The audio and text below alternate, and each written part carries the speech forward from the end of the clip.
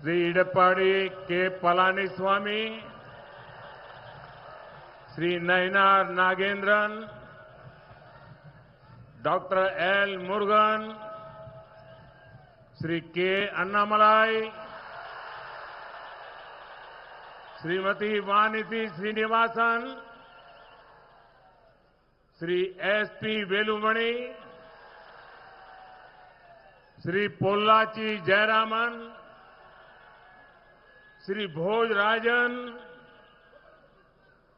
Shri S Thangaraj,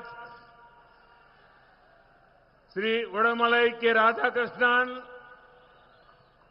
Shri MSM Anandan, doctor SD Prem Kumar, Shrimati Karthika Shiva Kumar,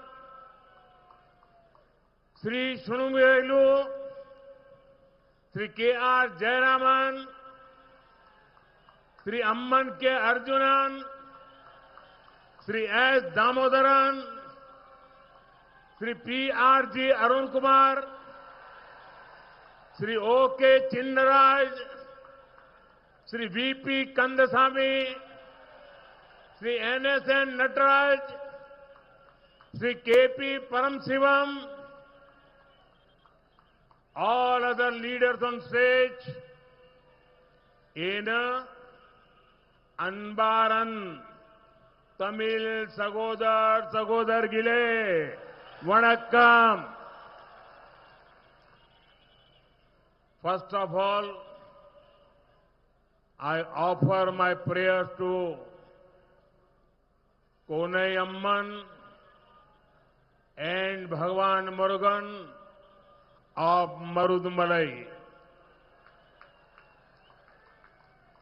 Just a few days ago, my Tamil brothers and sisters celebrated Puthandu across the world. I take this opportunity to wish all of you good health, happiness, and prosperity. மேடையிலே வீற்றிருக்கின்ற அனைத்து தலைவர்களே, என் அன்பார்ந்த தமிழ் சகோதர சகோதரிகளே வணக்கம். Coney அம்மனுக்கும் Marudhamalai முருகப்பெருமானுக்கும் முதற்கண் நான் என் பிரார்த்தனைகளை காணிக்கையாக்குகின்றேன். சில நாட்களுக்கு முன்புதான் உலகெங்கிலும் இருக்கும் என் தமிழ் சகோதர சகோதரிகள் புத்தாண்டு தினத்தை கொண்டாடினார்கள். இந்த வாய்ப்பினை பயன்படுத்தி நான் உங்கள் அனைவரின் உடல் நலம், சந்தோஷம், நல்வளம் ஆகியவற்றுக்காக என் நல்வாழ்த்துக்களை தெரிவிக்கின்றேன். A new year brings new hope and new energy. In this time of new beginnings, a new chapter is being written in the politics of Tamil Nadu. Tamil people are giving one clear message. NDA is in, DMK is out. புத்தாண்டு என்பது புதிய நம்பிக்கை, புதிய சக்தியை கொண்டு வருவது, புதிய தொடக்கம் எனும் இந்த வேளையிலே தமிழ்நாட்டின் அரசியலில் ஒரு புதிய அத்தியாயம் எழுதப்பட்டுக் கொண்டிருக்கின்றது. தமிழ் மக்கள் தெளிவான ஒரு செய்தியினை அளிக்கிறார்கள். என்டிஏவின் வெற்றி, திமுகவின் வெளியேற்றம். Friends, Kongu Nadu, especially Kovai, is a land of hard-working and affectionate people. You have always stood firmly with the politics of development with BJP, NDA. और इसलिए मैं जब भी यहां आता हूं, मुझे एक अपनेपन का भाव महसूस होता है. கொங்கு நாட்டு மக்களே, குறிப்பாக கோவை கடும் உழைப்பாளிகளுக்கும் பாசமிகு மக்களுக்கும் சொந்தமான பூமி. வளர்ச்சி அரசியலுக்கு பக்கபலமாக பிஜேபி தேசிய ஜனநாயக கூட்டணிக்கு உற்ற தோழனாக நீங்கள் எப்போதுமே உறுதியாக இருந்து வந்திருக்கிறீர்கள். ஆகையால்தான் நான் இங்கே எப்போது வந்தாலும் நான் உங்களில் ஒருவனாக உணர்கின்றேன். आज अपनों के बीच मैं अपनी पीड़ा और अपना गुस्सा व्यक्त करना चाहता हूं. In 2023, we passed the Nari Shakti Vandan Abhiyan, Adhiniyam. And on the 16th of this month, we took a historic step to move towards implementing women's reservation in Parliament and legislative assemblies. மக்களே, இன்று நம்மவர்களிடையே நான் என்னுடைய வருத்தத்தையும் என்னுடைய ஆதங்கத்தையும் முன்வைக்க விரும்புகின்றேன். 2023ஆம் ஆண்டிலே நாம் பெண்கள் இடஒதுக்கீட்டு சட்டத்தை நிறைவேற்றினோம். இந்த மாதம் 16ஆம் தேதி என்று நாடாளுமன்றத்திலும் சட்டப்பேரவைகளிலும் பெண்கள் இடஒதுக்கீட்டை அமல் செய்யும் வரலாற்று பூர்வமான அடியெடுப்பை படியினை நாம் எடுத்து வைத்தோம். मैंने पर्सनली सारी पॉलिटिकल पार्टी से इसे सपोर्ट करने की अपील की थी. I told them very clearly that they may take the credit. I have no objection. I only wanted sisters from ordinary families to be able to come to Parliament and Vidhan Sabha in greater numbers. தனிப்பட்ட முறையிலே கூட நான் எல்லா அரசியல் கட்சிகளிடமும் ஆதரவு கோரினேன். எல்லா பாராட்டையும் நீங்களே எடுத்துக்கங்க, எனக்கு எந்த ஆட்சேபனையும் இல்லை என்று தெளிவாக கூறினேன். ஆனா எனக்கு வேணுங்கிறதெல்லாம் ஒண்ணுதான், சாதாரண குடும்பங்களைச் சேர்ந்த என்னுடைய சகோதரிகள் நாடாளுமன்றத்துக்கும் சட்டப்பேரவைகளுக்கும் அதிக எண்ணிக்கையிலே வர வேண்டும் என்பது மட்டுமே என்னுடைய ஆசை. But unfortunately, this noble effort was derailed. DMK, Congress, and their allies made it a target of hatred and petty politics. ஆனால் துரதிர்ஷ்டவசமாக இந்த உயர்வான முயற்சி தோல்வி அடைந்தது. திமுகவும் காங்கிரசும் அவர்களுடைய கூட்டாளிகளும் வெறுப்பரசியல், கீழ்த்தரமான அரசியலுக்கு அதை இரையாக்கினார்கள். If this bill had been passed, many Tamil women from ordinary families would become MPs and MLAs. Basis the 2011 census, Tamil Nadu was going to get so many more seats, but clearly DMK did not want to this happen. Anyhow, the DMK's actions are now very, very clearly exposed. இந்த மசோதா மட்டும் சட்டமாகி இருந்தால் சாதாரண குடும்பங்களைச் சேர்ந்த பல பெண்கள் எம்பிக்களாகவும் எம்எல்ஏக்களாகவும் ஆகியிருப்பார்கள். 2011ஆம் ஆண்டு மக்கட்தொகை கணக்கெடுப்பின்படி தமிழ்நாட்டிற்கு அதிக இருக்கைகள் கிடைப்பதாக இருந்தது. ஆனால் தெளிவாக இதை திமுக விரும்பவில்லை. இப்போது திமுகவின் செயல்கள் தெளிவாக அம்பலமாகிவிட்டன, குட்டு வெளிப்பட்டு விட்டது.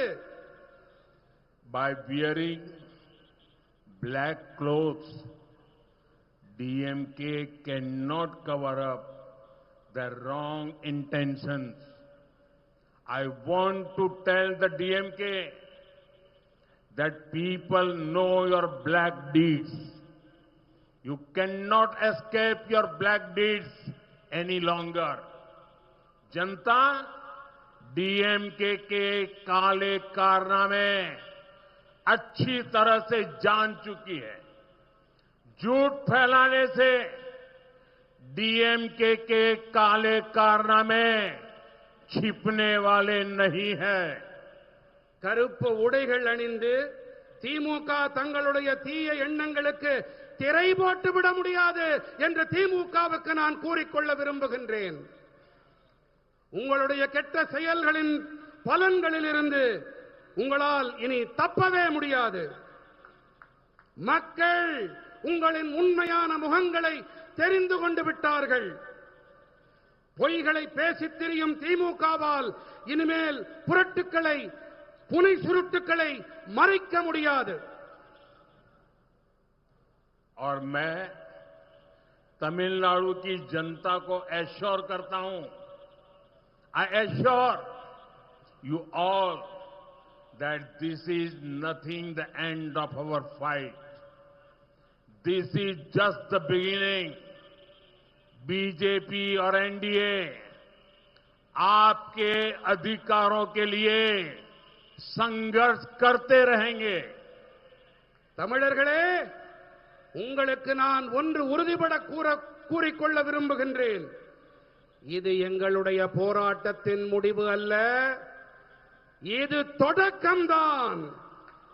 பிஜேபியும் தேசிய ஜனநாயக கூட்டணியும் உங்களுடைய உரிமைகளுக்காக தொடர்ந்து போராடி வருவார்கள். இது என்னுடைய உறுதிப்பாடு.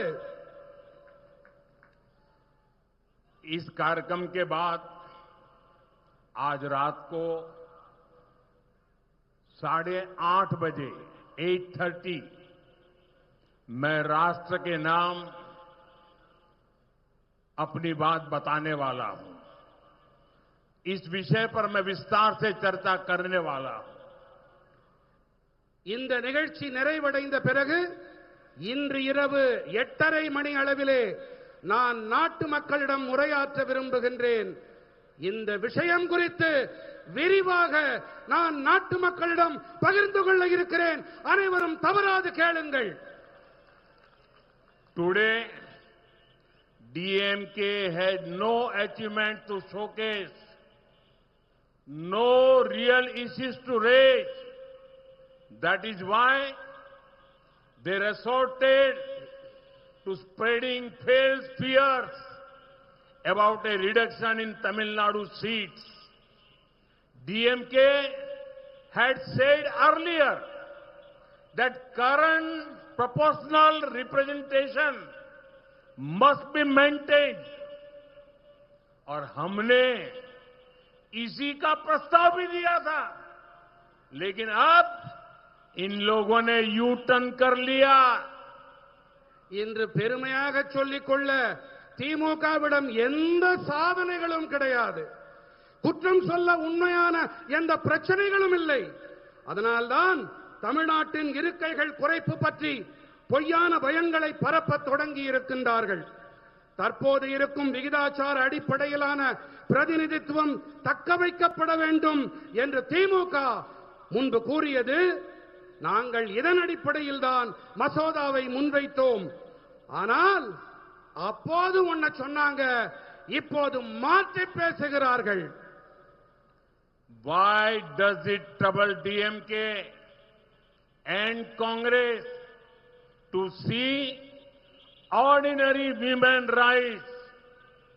This one family party want power to remain confined within their own family.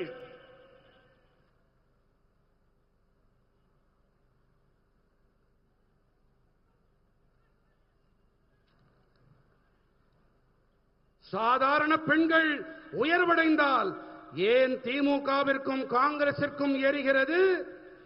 ஏன் தெரியுமா? ஏனென்றால் இந்த ஒற்றை குடும்ப கட்சிகள் அதிகாரம் தங்கள் குடும்பங்களுக்கு உள்ளேயே இருக்க வேண்டும் என்று ஆசைப்படுகின்றார்கள். आज तमिलनाडु में महिलाएं और यहां तक कि छोटी बच्चियां भी क्रिमिनल से सुरक्षित नहीं है। DMK harms women in Tamil Nadu by enabling violence and crime. They do not stand with women in parliament either. लेकिन अब डीएमके की इस नारी विरोधी सोच को जवाब जरूर मिलेगा। இந்த தமிழ்நாட்டிலே பெண்களாகட்டும் ஏன் சின்ன குழந்தைகளாகட்டும் குற்றவாளிகளால் பாதுகாப்பில்லாமல் இருக்கின்றார்கள். வன்முறை மற்றும் குற்றங்களுக்கு ஆதரவாக இருப்பதன் மூலம் பெண்களுக்கு தீங்கிழைக்கின்றது திமுக. இது மட்டுமா, நாடாளுமன்றத்திலும் கூட இவர்கள் பெண்களுக்கு ஆதரவாக இருப்பதில்லை. ஆனால் இப்போது பெண்களுக்கு எதிரான எண்ணப்பாட்டிற்கு சரியான பதில் திமுகவிற்கு கண்டிப்பாக கிடைக்கும். I request SPG people, please collect this photograph. These kids are. அங்கே வெளிப்படுத்தப்படும் புகைப்படங்களை எஸ்பிஜி நண்பர்கள் அதை கொண்டு வந்து தருமாறு கேட்டுக்கொள்ளுகின்றேன். मैं तमिलनाडु की हर बहन से कहूंगा कि वो डीएमके और डीएमके के लोगों को जहां देखें वहीं उनसे सवाल करें. Ask them why they oppose a bill meant to ensure women's representation. Ask DMK why they denied Tamil women this golden opportunity.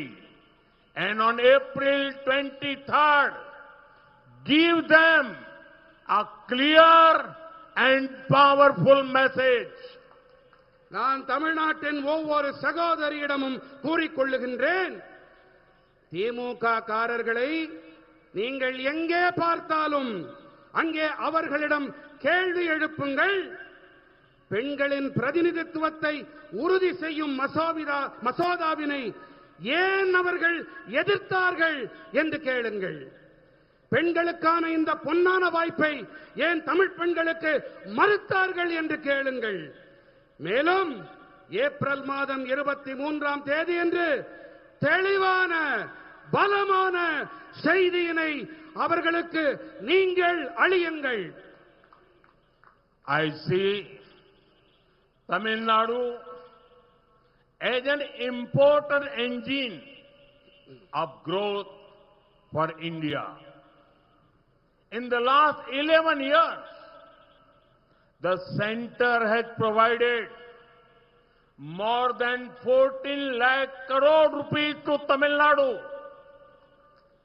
This has come as tax devolution, as highways, airports, railways, and welfare schemes.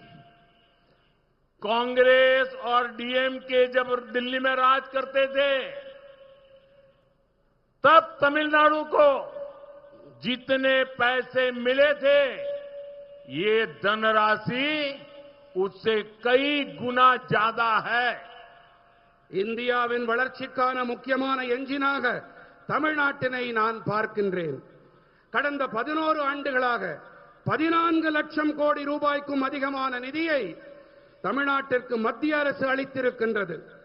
இது நிதி பகிர்வாக நெடுஞ்சாலைகள், விமான நிலையங்கள், railway துறை மற்றும் நலத்திட்டங்களாக அளிக்கப்பட்டிருக்கின்றன.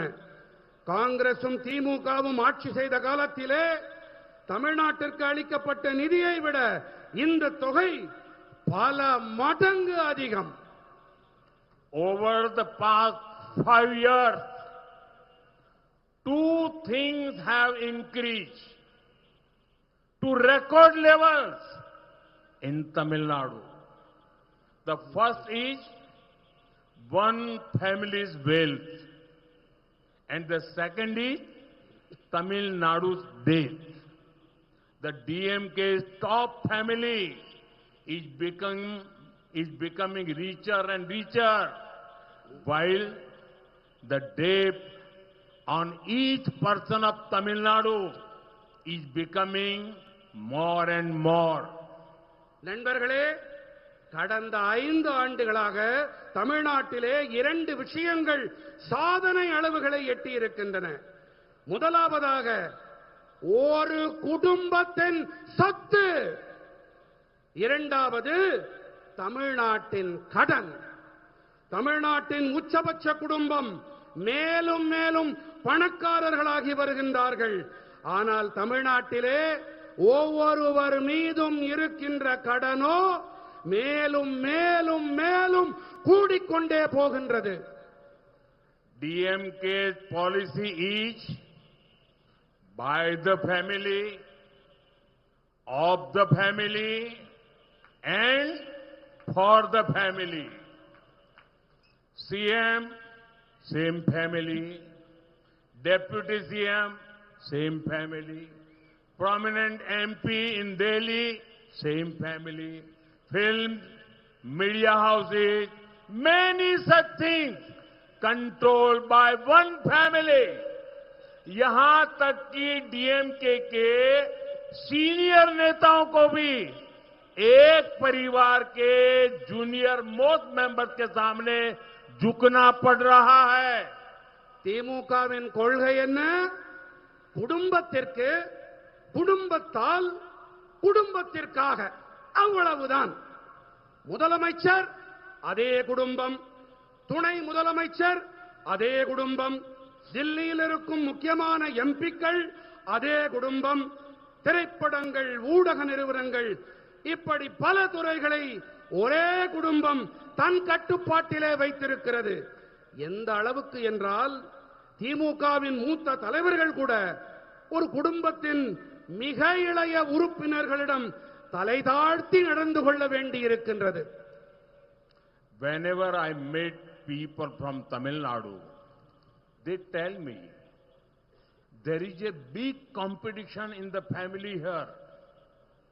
The competition is between the son and the son-in-law. They are competing on who will loot more. எப்போதெல்லாம் நான் தமிழ்நாட்டு மக்களை சந்திக்க நேர்கிறதோ அப்போதெல்லாம் அவர்கள் என்னிடத்திலே ஒரு விஷயத்தை கூறுவார்கள். அது என்ன தெரியுமா? இங்கே ஒரு குடும்பத்திற்குள்ளே பெரும் போட்டா போட்டி நிலவுகிறது. இது மகனுக்கும் மருமகனுக்கும் இடையிலான போட்டி. எதிலே போட்டி? யார் அதிகமாக கொள்ளையடிக்கிறார்கள் என்பதுதான் போட்டி. Tamil Nadu needs vision in governance, not son or son-in-law loot. On a connected note, DMK and their ally in Delhi had one thing common. In both, the son-in-law had done quote-unquote wonders, and India is fed up of one son-in-law. Tamil Nadu is fed up of another son-in-law.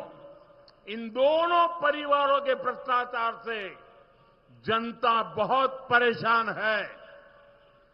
ஆளுகையில் தொலைநோக்கு தான் இன்று தமிழ்நாட்டுக்கு அத்தியாவசியமான தேவை. மகன் மருமகன் அடிக்கும் கொள்ளை அல்ல. அதேபோல திமுகவிலும் தில்லியில் அவர்களுடைய கூட்டாளிக்கும் இடையே ஒரே ஒரு ஒற்றுமை. இரண்டு கட்சிகளிலும் மருமகன்கள் மேற்கோள் என்னவென்றால் அதிசயங்களை நிகழ்த்தி இருக்கின்றார்கள். இந்தியா ஒரு மகனால் ஒரு மருமகனால் சலித்து போய்விட்டது. இன்னொரு மருமகனால் தமிழ்நாட்டு சலித்து போய்விட்டது. இந்த இரண்டு குடும்பங்களின் ஊழலால் மக்கள் பெரும் வேதனையில் இருக்கின்றார்கள். But look at the contrast between DMK and BJP.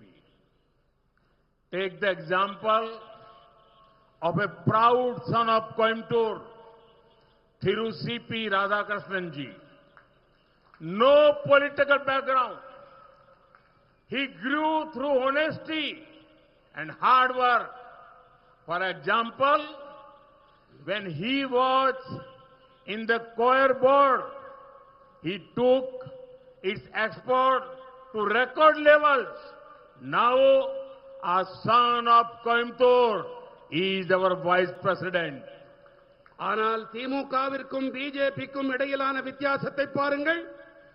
கோயம்புத்தூரின் மண்ணின் மைந்தன் சிபி ராதாகிருஷ்ணன் அவர்களையே எடுத்துக்காட்டாக எடுத்துக்கொள்வோமே. அரசியல் பின்புலம் ஏதும் கிடையாது. நேர்மை மற்றும் கடுமையான உழைப்பால் உயர்ந்தவர்.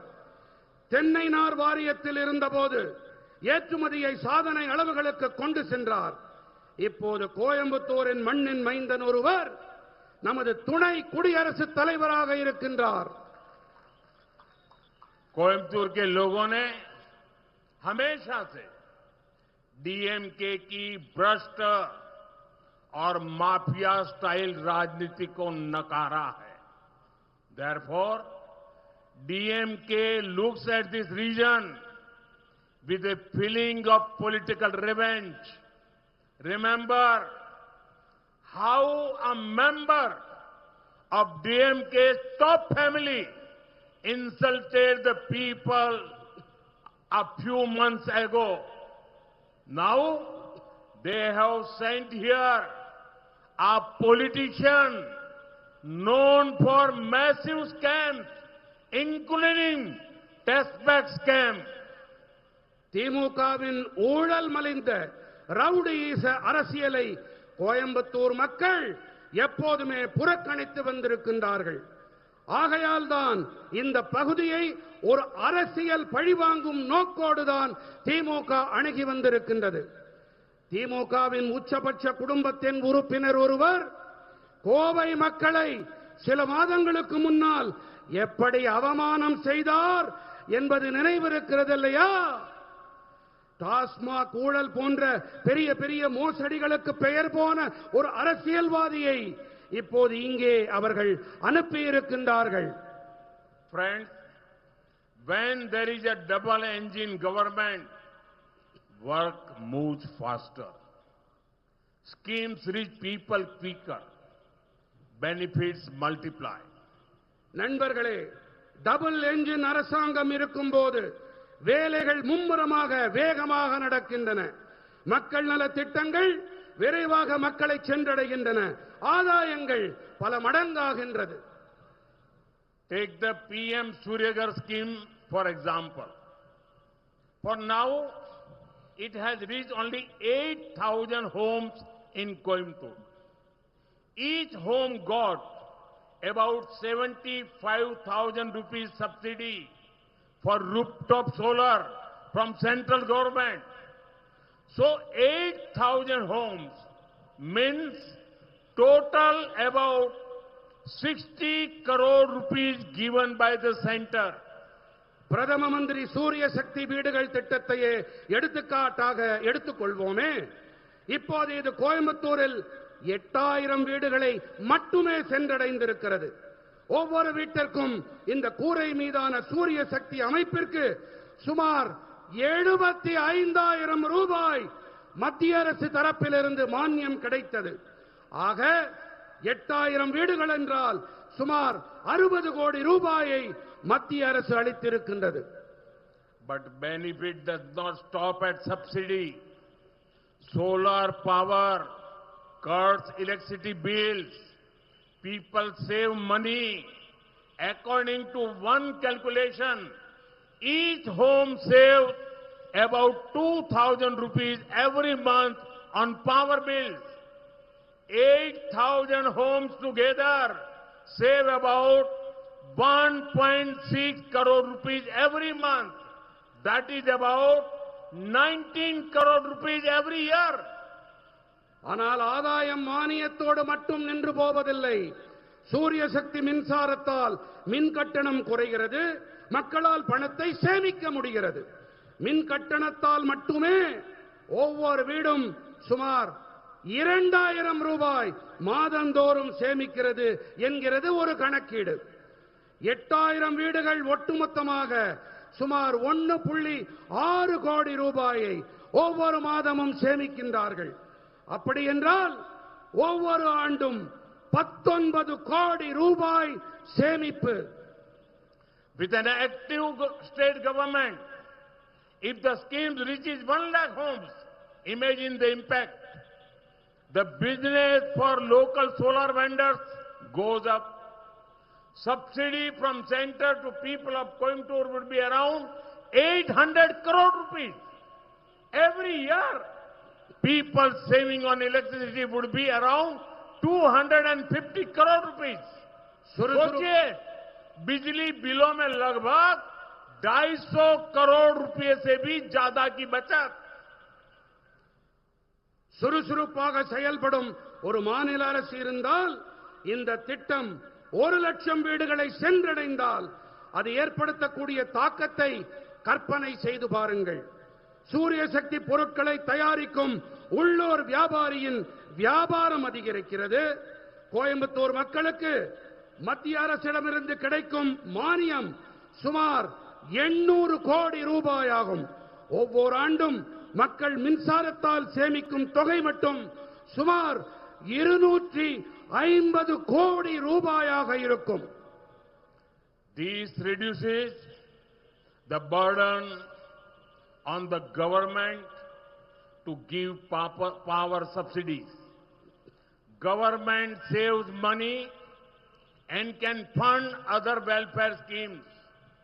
Further, rooftop solar reduces pressure on the power grid. This means Coimbatore's industries get more electricity at lower cost. It means more investment, more jobs, more prosperity. மின்சாரத்துக்கான மானியங்கள் வழங்கல் என்ற சுமை அரசுக்கு குறையும். அரசாங்கம் பணத்தை மிச்சப்படுத்தி அந்த நிதி மற்ற நலத்திட்டங்களுக்கு செலவு செய்ய உதவியாக இருக்கும். மேலும் கூரை மீதான சூரிய சக்தி அமைப்பு, மின் தொகுப்பு அதன் மீதான நெருக்கடியை குறைக்கும். இதன் காரணமாக குறைவான கட்டணத்தில் கோயம்புத்தூரின் தொழிற்சாலைகளுக்கு அதிக மின்சாரம் கிடைக்கும். இதன் விளைவாக அதிக முதலீடு, அதிக வேலை வாய்ப்பு, அதிக செல்வ செழிப்பு. यह नागरिकों को शक्तिशाली बनाने का, पीपल को एम्पावर करने का उत्तम प्रयास है. You are getting power and you are getting empowered. உங்களுக்கு நல்ல மின்சாரம் கிடைக்கின்றது, அதே போல உங்களுக்கு அதிகாரம் பகிர்ந்தளிக்கவும் செய்யப்படுகின்றது. Similarly, Center is running many important welfare schemes of this kind.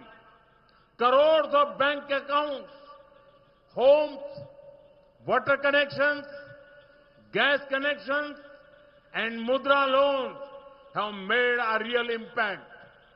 In the past decade, we have lifted 25 crore people out of poverty. That is larger than the population of many countries. அதே போல இவை போன்ற பல முக்கியமான நலத்திட்டங்களை மத்திய அரசு செயல்படுத்தி வருகின்றது. கோடிக்கணக்கான வங்கிக் கணக்குகள், வீடுகள், குடிநீர் இணைப்புகள், எரிவாயு இணைப்புகள், முத்ரா கடன்கள் இவையெல்லாம் நல்லதொரு தாக்கத்தை ஏற்படுத்தி இருக்கின்றன. கடந்த 10 ஆண்டிலே நாம் 25 கோடி மக்களை ஏழ்மையிலிருந்து மீட்டெடுத்திருக்கிறோம். இது பல நாடுகளின் மக்கட்தொகையை விட அதிகமானது. These 25 crore people are aspirational. They spend on goods and services. Who make these goods? Small industries in places like Coimbatore. Who sells them? Local businesses and shop runs by the middle class. Who work there? Youth from the middle class. இந்த 25 கோடி மக்கள் முன்னேற துடிக்கும் ஆர்வம் உடையவர்கள். சரக்குகள் மற்றும் சேவைகளை பெற அவர்கள் செலவு செய்கின்றார்கள். யார் இந்த சரக்குகளை தயாரிக்கின்றார்கள்? கோயம்புத்தூர் போன்ற இடங்களில் இருக்கும் சிறிய தொழிற்சாலைகள் தாம். யார் விற்பனை செய்கின்றார்கள்? நடுத்தர வர்க்கத்தினர் நடத்தி வரும் உள்ளூர் வியாபாரிகளும் கடைகளும் தான். யார் அங்கே வேலை பார்க்கின்றார்கள்? நடுத்தர வர்க்கத்தைச் சேர்ந்த இளைஞர்கள் தாம். So, when central schemes are implemented without delay, both poor and middle class benefit. Growth reaches everyone. This is why Tamil Nadu needs a double engine NDA government. ஆக மத்திய அரசின் நலத்திட்டங்கள் தாமதமில்லாமல் அமல் செய்யப்படும் போது ஏழை மற்றும் நடுத்தர வகுப்பினர் பலன் அடைகின்றார்கள். வளர்ச்சி அனைவரையும் சென்றடைகின்றது. இதனால்தான் தமிழ்நாட்டிற்கு டபுள் என்ஜின் தேசிய ஜனநாயக கூட்டணி அரசாங்கம் மிக மிக தேவை. Friend, we care about your savings. Before 2014, an income of 12 lakh rupees meant paying up to 2 lakh rupees in tax. Today, on 12 lakh rupees, the tax is zero. That is direct saving in the hands of the middle class.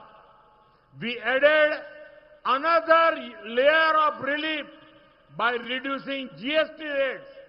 So, people pay less when they buy goods and services. सोचिए middle class को इससे कितना फायदा होगा. நண்பர்களே, உங்கள் சேமிப்பு குறித்து நாங்கள் அக்கறை எடுத்துக் கொள்ளுகின்றோம். 2014ஆம் ஆண்டிற்கு முன்பு 12 லட்சம் ரூபாய் வருமானத்திற்கு 2 லட்சம் வருமான வரி கட்ட வேண்டியிருந்தது. இன்று 12 லட்சம் ரூபாய் வரை வரியே கிடையாது. இது மத்திய தட்டு மக்களின் கைகளிலே நேரடியான சேமிப்பு. ஜிஎஸ்டி வரி விகிதங்களை குறைத்து அடுத்த கட்ட நிவாரணத்தை நாங்கள் அளித்திருக்கின்றோம். அந்த வகையிலே சரக்குகளையும் சேவைகளையும் மக்கள் வாங்கும்போது மக்கள் குறைவாக செலவு செய்கின்றார்கள். நடுத்தர மக்களுக்கு எத்தனை ஆதாயம் பாருங்கள். Now, families can save more for education, health and housing. They can invest more and earn more from it. They can also spend more on goods and services. கல்வி, ஆரோக்கியம், வீட்டு வசதி ஆகியவை தொடர்பாக குடும்பங்கள் இனி அதிகமாக சேமிக்க முடியும். அதிக முதலீடு செய்து அதிலிருந்து அதிக வருமானம் ஈட்டிக் கொள்ள முடியும். அதேபோல சரக்குகள் சேவைகள் தொடர்பாக அதிகம் செலவும் செய்ய முடியும். When demand increases, it boosts production in factories. It supports small businesses and local markets. So tax saving drive growth across the entire economy. Bharat के एमएसएमई सेक्टर को फायदा होगा, अर्थव्यवस्था मजबूत होगी और इसका बहुत बड़ा फायदा तमिलनाडु को होगा. தேவை அதிகரிக்கும் போது தொழிற்சாலைகளில் உற்பத்தி ஊக்கப்படுகிறது. இது சிறிய வியாபாரங்கள் மற்றும் உள்ளூர் சந்தைகளுக்கு ஆதரவாக இருக்கிறது. அந்த வகையிலே சேமிப்பு காரணமாக ஒட்டுமொத்த பொருளாதாரம் முழுக்கவும் அதன் வளர்ச்சி ஊக்குவிக்கப்படுகிறது. இந்தியாவிலே சிறு குறு நடுத்தர தொழில்களுக்கு ஆதாயம் ஏற்படும், பொருளாதாரம் வலுப்பெறும். இது தமிழ்நாட்டிற்கு பெரும் ஆதாயத்தை ஈட்டித் தரும். Let us take health as a sector. Here too, you can see how we benefit each family. Under Ayushman Bharat, the poor get free treatment up to 5 lakh rupees every year. This now includes senior citizens above 70 years of all sectors of society. Healthcare for elders is a major concern for the middle class. We have taken care of that. आपके सेहत की, आपके घर में बुजुर्गों के सेहत की, बच्चों के सेहत की चिंता एनडीए सरकार कर रही है. நாட்டில் உடல் நலத்துறையை எடுத்துக் கொள்வோமே, இங்கேயும் கூட ஒவ்வொரு குடும்பத்துக்கும் எப்படி ஆதாயம் ஏற்படுகிறது என்று பார்க்கலாமா? ஆயுஷ்மான் பாரதம் திட்டப்படி ஒவ்வொரு ஆண்டும் 5 லட்சம் ரூபாய் வரை இலவச சிகிச்சை ஏழை மக்களுக்கு அளிக்கப்படுகின்றது. இது இப்போது விரிவாக்கம் செய்யப்பட்டு 70 வயதுக்கு மேற்பட்ட அனைத்து தரப்பு மூத்த குடிமக்களுக்கும் அளிக்கப்படுகின்றது. நடுத்தர தட்டு மக்களுக்கு மூத்தவர்களின் உடல் நல பராமரிப்பு பெரும் கவலை தரும் விஷயம். அதற்கும் நாம் தீர்வளித்திருக்கின்றோம். உங்கள் ஆரோக்கியம், உங்கள் வீட்டு முதியோர் உடல் நலம், குழந்தைகளின் ஆரோக்கியம் ஆகியவற்றின் மீது தேசிய ஜனநாயக கூட்டணி அரசு அக்கறை கொள்ளுகின்றது. At Jan Aushadhi stores, medicines are up to 80% cheaper. Some estimates say that each family saves about 12,000 rupees every year due to this Jan Aushadhi Kendra. Kidney patients need frequent dialysis. Each session can cost thousands. But the Pradhan Mantri National Dialysis Program provides free dialysis for the poor. மக்கள் மருந்தகங்களில் மருந்துகள் 80% விலைமலிவாக இருக்கின்றது. இதன் காரணமாக ஆண்டுதோறும் ஒவ்வொரு குடும்பமும் சுமார் 12,000 ரூபாயை சேமிப்பதாக சில மதிப்பீடுகள் கூறுகின்றன. சிறுநீரக நோயாளிகளுக்கு அடிக்கடி டயாலிசிஸ் செய்ய வேண்டியிருக்கிறது. ஒவ்வொரு முறையும் இதற்கு ஆயிரக்கணக்கான ரூபாய் செலவாகின்றது. ஆனால் பிரதம மந்திரி தேசிய டயாலிசிஸ் திட்டத்தின்படி ஏழைகளுக்கு இலவச dialysis அளிக்கப்படுகின்றது. We also kept the prices of heart stents and knee implants. These several lakhs of rupees for the people. We have also removed GST on health insurance premiums. From free treatments to cheap medicines, from heart stents to kidney dialysis, we have taken steps to take care of the health of the senior citizens and the sick. यानी कम wealth खर्च करना और top quality health support मिलना. அதேபோல இருதய ஸ்டென்ட்கள், மூட்டு உள்வைப்புகள் ஆகியவற்றின் விலைகளுக்கு உச்சவரம்பினை நிர்ணயம் செய்தோம். இதனால் மக்களின் லட்சக்கணக்கான ரூபாய் மிச்சமானது. உடல்நல காப்பீடு தவணைகளின் மீதான ஜிஎஸ்டியை நாம் அகற்றிவிட்டோம். இலவச சிகிச்சை முதல் விலை மலிவான மருந்துகள் வரை, இருதய ஸ்டென்ட்கள் முதல் சிறுநீரக டயாலிசிஸ் வரை நாங்கள் மூத்த குடிமக்கள் நோயாளிகளின் உடல் நலனில் அக்கறை எடுத்து செயல்படுத்தி இருக்கிறோம். குறைவான செலவு, உயர்தர மருத்துவ சேவை, இதுவே எங்களின் குறிக்கோள். In November last year, I had come to Coimbatore for a summit on natural farming. It was an experience I will never forget. Hard-working, progressive farmers from Coimbatore and Tamil Nadu showed their innovations in this area. I salute our farmers. I also assure them that the double-engine NDA government in Tamil Nadu will improve their lives. DMK सरकार के कभी किसानों की चिंता नहीं की. NDA की double engine सरकार किसान कल्याण को प्रायोरिटी देगी. கடந்த ஆண்டு நவம்பர் மாதம் நான் கோயம்புத்தூருக்கு இயற்கை வேளாண்மை மாநாட்டிலே பங்கெடுக்க வந்திருந்தேன். அது மறக்க முடியாத அனுபவமாக இருந்தது. கோவை தமிழ்நாட்டின் கடினமாக உழைக்கும் விவசாயிகள் தங்கள் புதுமைகளை காட்சிப்படுத்தினார்கள். நமது விவசாயிகளுக்கு நான் தலை வணங்குகின்றேன். என்டிஏவின் டபுள் என்ஜின் அரசு தமிழர்களின் வாழ்வை மேம்படுத்தும் என்று நான் உறுதியளிக்கின்றேன். திமுக அரசு விவசாயிகளை பற்றி எந்த அக்கறையையும் காட்டவில்லை, அதற்கான எந்த முயற்சியையும் எடுக்கவில்லை. தேசிய ஜனநாயக கூட்டணியின் டபுள் என்ஜின் அரசு விவசாயிகளின் நலன்களுக்கு முதன்மை அளித்து செயல்படும். मैं आज कोयम्बटूर की इस धरती से तमिलनाडु के लोगों को कुछ गारंटी देने आया हूं। Once NDA comes to power, we will fix law and order. Our sister safety is our priority. இன்று என்னுடைய கோயம்புத்தூர் மண்ணிலிருந்து தமிழ்நாட்டின் மக்களுக்கு சில உத்தரவாதங்களை, கேரண்டிகளை நான் அளிக்க வந்திருக்கிறேன். கோவை மக்களே, உங்கள் மூலமாக தமிழ்நாட்டு மக்களுக்கு தெரிவிக்க விரும்புகின்றேன். என்டிஏ ஆட்சிக்கு வந்தவுடனேயே நாங்கள் சட்டம் ஒழுங்கினை சீர் செய்வோம். We will take strong action against land mafia, sand mafia and liquor mafia. We will create a Tamil Nadu that is free from the evil of drugs. This will save the lives of thousands of youth.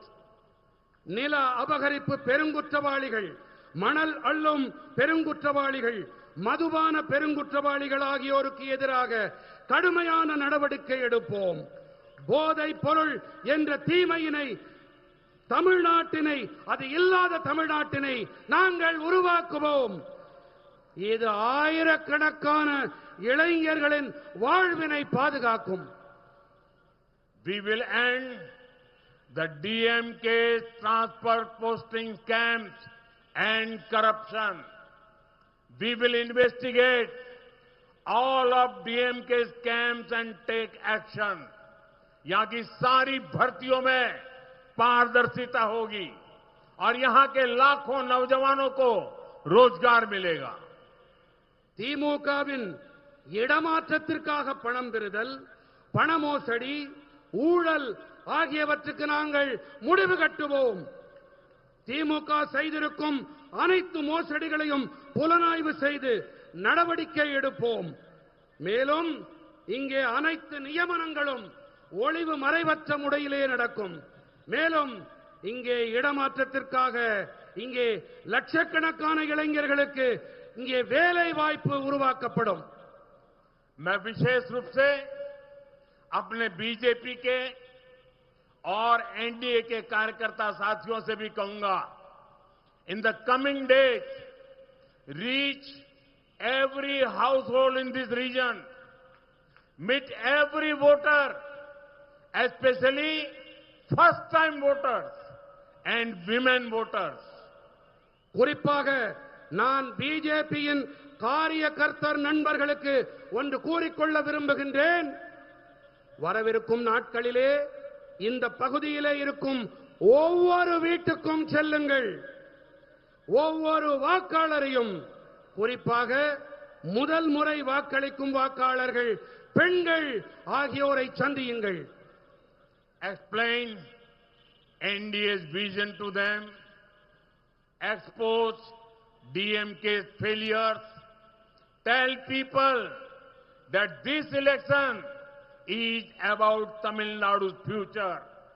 Ensure that on 23rd April, every booth witnesses record voting.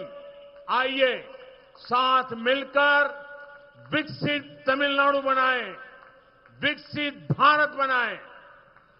என்டிஏவின் தொலைநோக்கரை அவர்களுக்கு விளக்கிச் சொல்லுங்கள். திமுகவின் தோல்விகளை அவர்களிடம் எடுத்துச் சொல்லுங்கள். இந்த தேர்தல் தமிழ்நாட்டின் எதிர்காலம் பற்றியது என்று அவர்களிடத்திலே உரக்கச் சொல்லுங்கள்.